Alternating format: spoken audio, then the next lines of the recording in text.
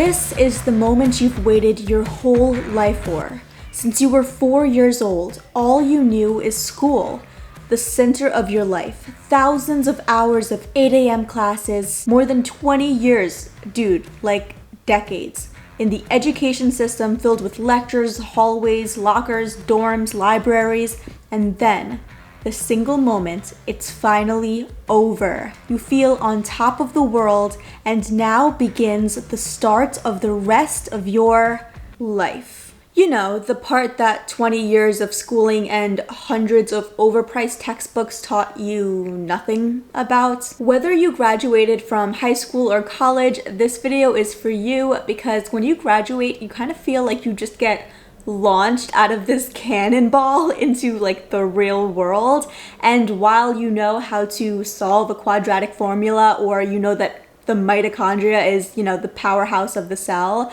you don't really know how to, cook to survive or budget to keep a roof over your head.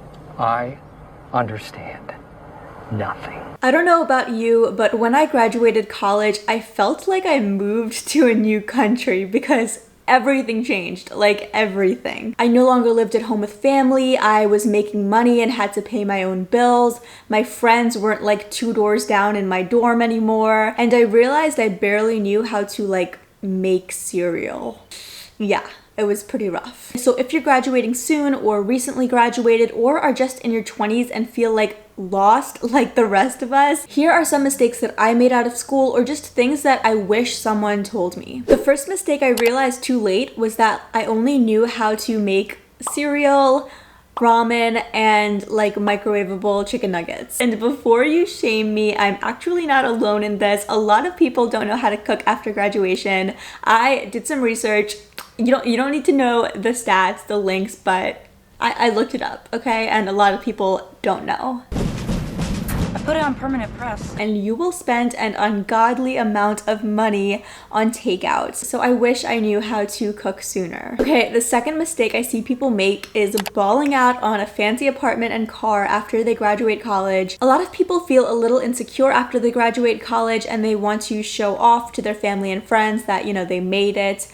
And so they get these crazy apartments and post it on Instagram and it all looks so beautiful. And then, you know, the only problem is that their rent is like 80% of their paycheck. A general rule of thumb is to keep your rent under 30%. I even keep it under 25%. And if that means living with roommates or your parents, so be it, because even though it's not the most glamorous thing to do, it's definitely the most smart thing to do. I have always lived with roommates and I'm really proud of that because I've always kept my rent well under $1,000, and because of this I've been able to save for future real estate properties and invest a lot more, and I can actually build my future instead of just looking good and Instagram worthy for the now. The third mistake I see people make is thinking that their friendships are going to be the same. Your friendships are going to take on a different dynamic just inherently. College is like a social petri dish. You kind of look out with friendships because, you know, your friends are a walk away, they're taking the same classes as you,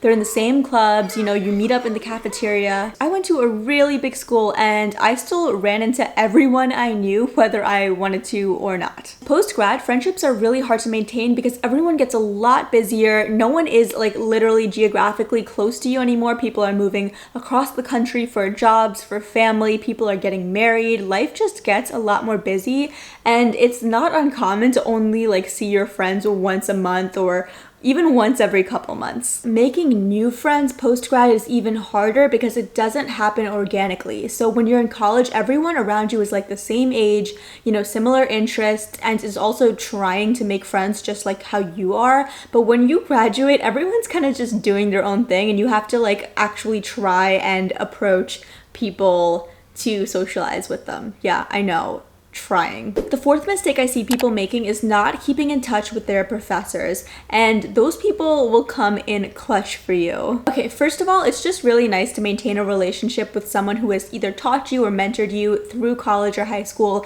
and now can see you grow. It's just a beautiful relationship to have, but also they will really come in clutch when it comes to recommendation letters. I've kept in touch with a few professors from college, and throughout the years, they've sent me job postings, sent me recommendation letters, they've linked me with other alumni that they've taught that could be like a good networking person for me. And I know some people might think that it might be awkward to keep in touch with them because you don't really have a reason to talk to them anymore. You know, you're not taking their classes. And I totally feel that awkwardness, but you know, one easy way is just friending them on Facebook. So, you know, when it's their birthday, you can reach out to them. You can like their posts. Around the holidays, I always send them, you know, Merry Christmas, Happy Holidays, Happy Thanksgiving. Just little interactions like that really go a long way. The fifth mistake I see people making is playing it really safe and not taking enough risks post-grad. A lot of people think that you have to have it together post-grad because, you know, you have a job now, you're making money, you have an apartment, and you have to kind of like play that look. And I think exactly the opposite. Like, now is the perfect time to purposely not have it together. Now is the time to experiment and have a minimum wage job if you want to. That'll give you time to explore your passions and travel and switch jobs 3 different times in a year if you want to. Now is the time to do that because you have the rest of your life to play it safe and take a regular job like everyone else and be really structured in the 9-to-5 life. So like, now's the time to have fun. I say leave the structured life for your 30s or 40s because in your 20s, like, no one's actually expecting you to have it together. Like, people are expecting you to still be in student loan debt and live with roommates, and it's a lot easier to get away with living with 6 roommates and traveling and switching jobs than it is in your 30s, where people are a little harsher on you. The 6th mistake, huge mistake I see people making, is ignoring their employer's 401k plan. Okay, don't skip past this part.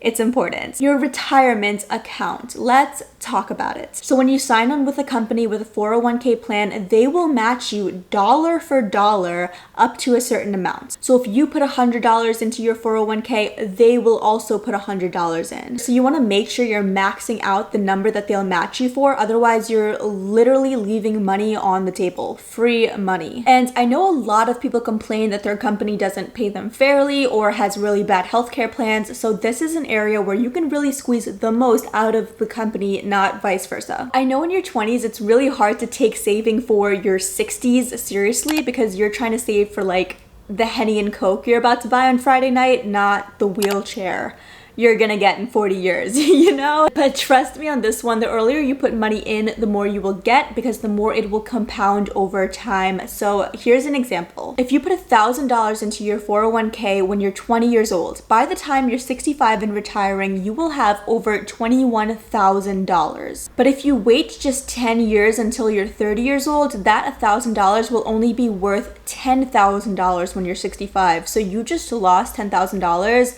just by not investing earlier. The 7th thing I wish someone told me is that when you graduate, you feel like a part of you died. Yeah, pretty morbid. Your environment changes from lecture halls and dorm rooms and parties to cubicles. Your wardrobe changes from crop tops and sweatpants and slides to ties and collared shirts. And you're constantly bombarded with questions like, what are you doing with your life? Like, I don't know. I was just dancing on frat tables to Drake and now I'm in a cubicle signing off corporate emails with warmest regards. Like, I don't know what I'm doing. I don't know who I am. So if you're feeling an identity crisis, if you are not alone, this is called post-grad blues, post-grad anxiety, and it can be really hard to let go of your college identity and kind of embrace this new adult professional one, but it does get easier over time. Number 8 is find hobbies. In college, there were constantly so many things to do, too many things, way too distracting. There were dorm events, classes, clubs, you know, sporting events, parties, sororities, dages. Then when you graduate, it can easily feel like you just go to your job and then come home, you know, make dinner, Netflix, sleep, job, sleep over and over again. And you're like, is this what I'm supposed to be doing until I'm 65 years old? So definitely spend time pursuing your interests so that work doesn't become your identity. Because in my personal opinion, a lot of adults are boring, like most adults.